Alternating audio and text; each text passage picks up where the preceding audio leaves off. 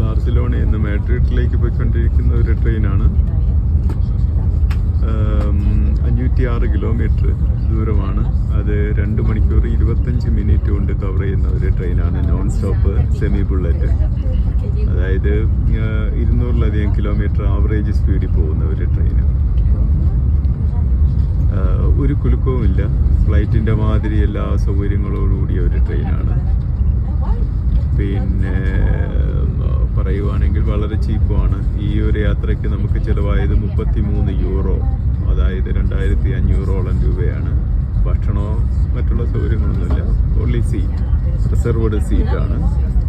പിന്നെ including reservation seat. വളരെ മനോഹരമായ ഒരു ലാൻഡ്സ്കേപ്പാണ് സ്പെയിനിലുള്ളത്.